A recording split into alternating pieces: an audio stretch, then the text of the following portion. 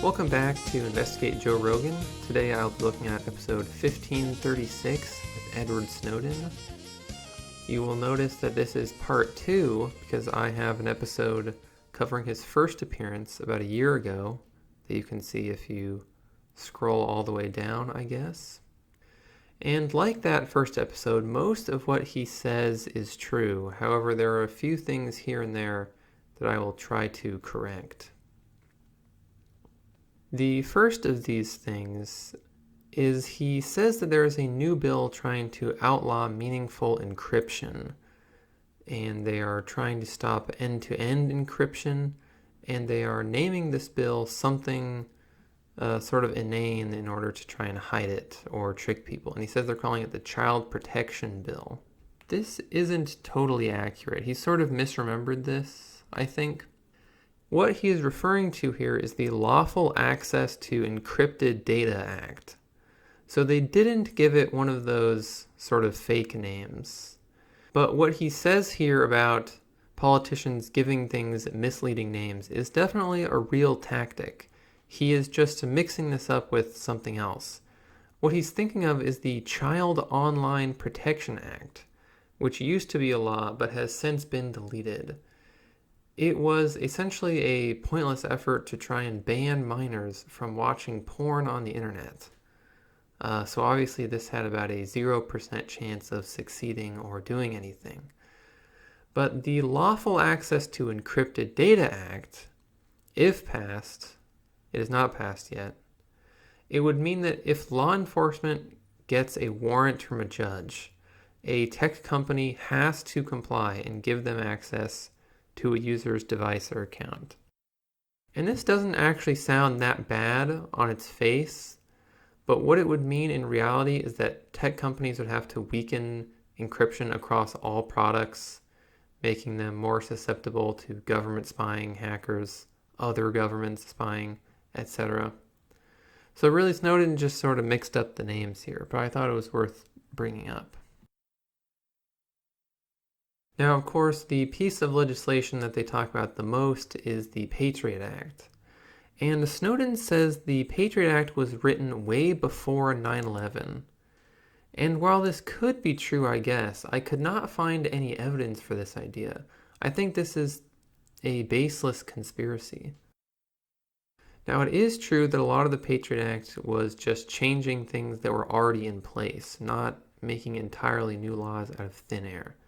So if that's what he means, then he's right. But I think he was getting at something more conspiratorial, which I could not find any evidence for.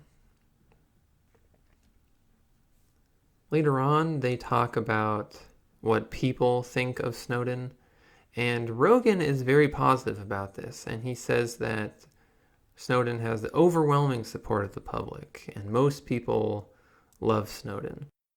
But this is not true. While interest in this whole subject has waned, so I couldn't really find a solid recent poll, there were many at the time of the leaks, and most showed something around 30 to 40% approval of Snowden.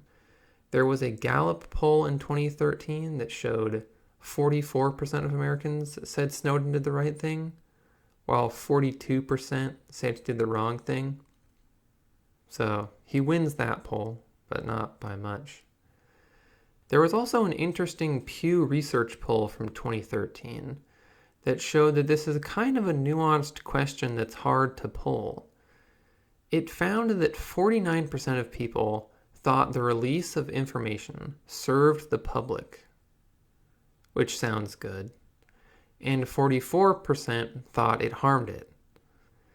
But then the same poll also found that 54% of people said a criminal case should be brought against Snowden.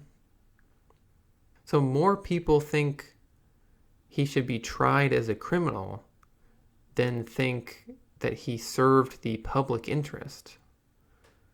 So what does that mean? I mean, does that mean that there are people who think Snowden did the right thing but also think he should go to jail? I'm really not sure. A few years later, in 2015, The ACLU took a poll that showed 64% of Americans had a negative opinion of Snowden. So that could mean that as time went on, people started to approve of him less.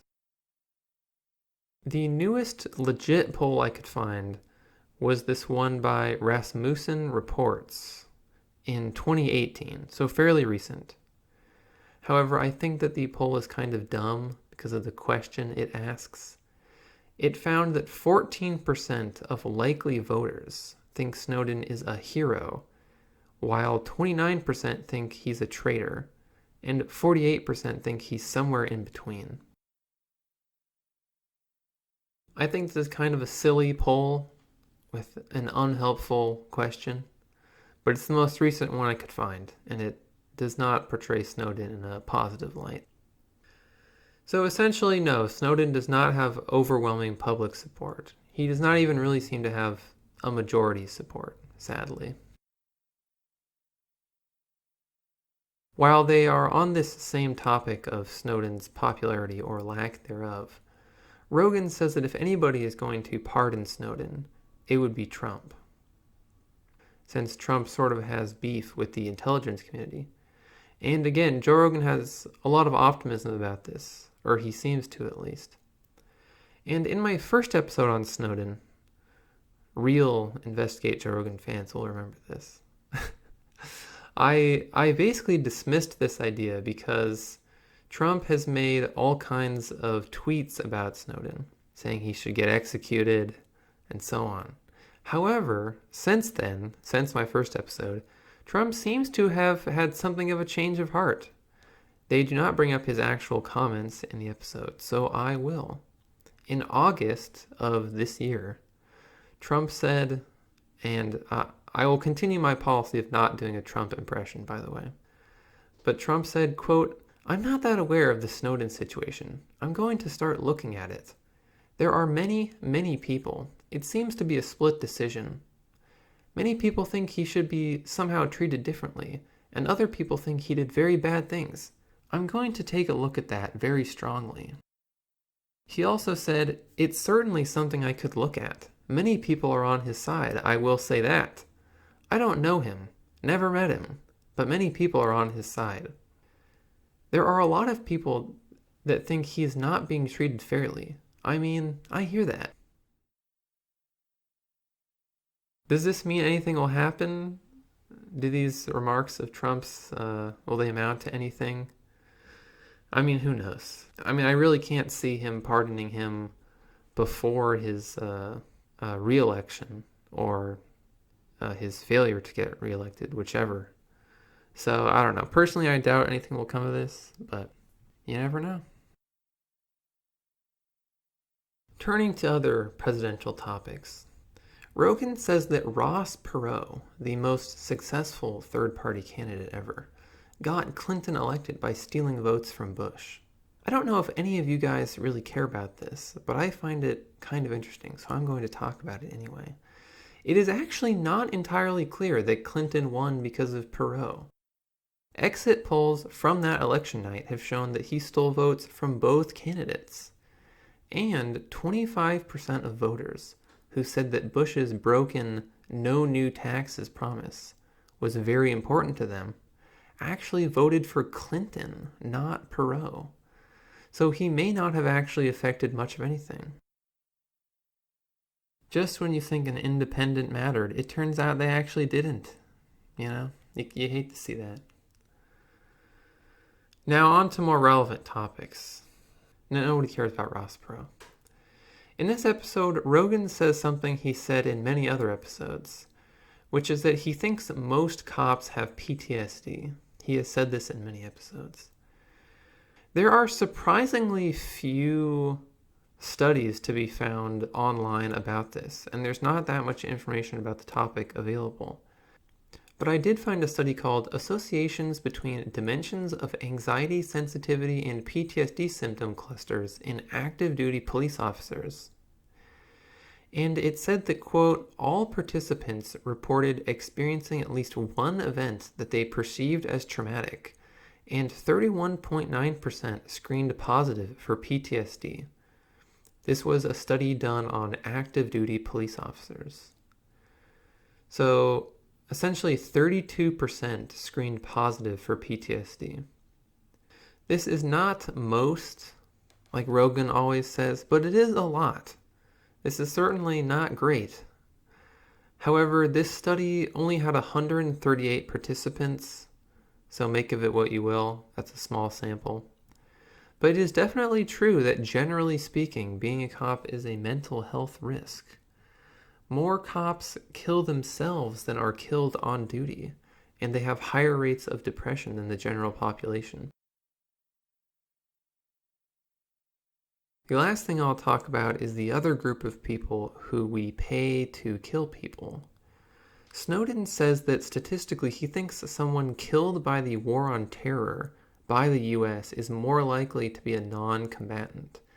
And Rogan goes so far as to say that something like 84% of people killed in drone strikes are innocent. The first thing I'll say about this is that it is very hard to get accurate numbers on this because the military obviously has reason to lie, and the governments of the countries where the strikes happen have reason to lie, and non-government organizations that try to keep track of this stuff have limited access to information. I mean, these things tend to happen in obscure parts of the world, rural parts of the world, so it can be tough to figure out exactly how many people died. There is no big estimate of how many total innocent people the US has killed in the war on terror. There's no way to figure that out. But there are various attempts at figuring out just how bad drone strikes really are and what percent of people killed are innocent civilians. The Long War Journal says that from 2006 to 2011, drone strikes in Pakistan killed 2,018 militants and 138 civilians. So that would be about 7% of the people killed were civilians.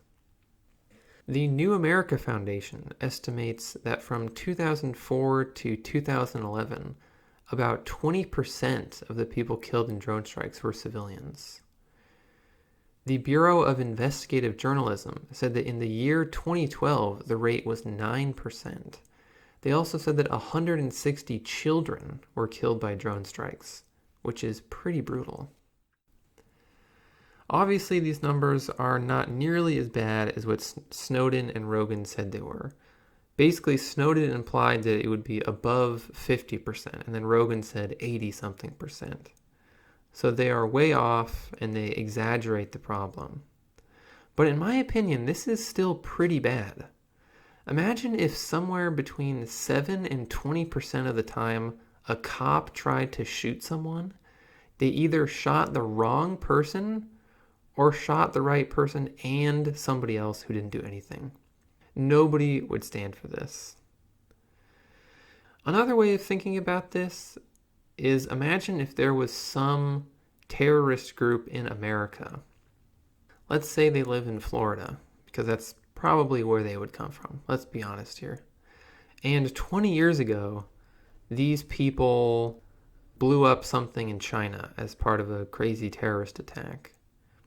And then for the next 20 years, China flew drones over Florida and bombed people, killing civilians somewhere between 7 and 20% of the time, including over 100 children. Do you think that people in America would be fine with this and that they would recognize that, well, China, they got to get rid of these terrorists. They got to do whatever it takes. It's in their national interest. They got to do it. No, of course not. People would be furious. People would want to nuke China and wipe them off the face of the earth. It is also worth noting that on March 6, 2019, Trump signed an executive order that got rid of the legal requirement U.S. intelligence officials had to publicly report the amount of, quote, civilians killed in counterterrorism missions in areas outside of active hostilities. And if that isn't suspicious, then I don't know what is. Luckily, though, these numbers are still reported thanks to some sort of bureaucratic legal device that sort of skirts around this.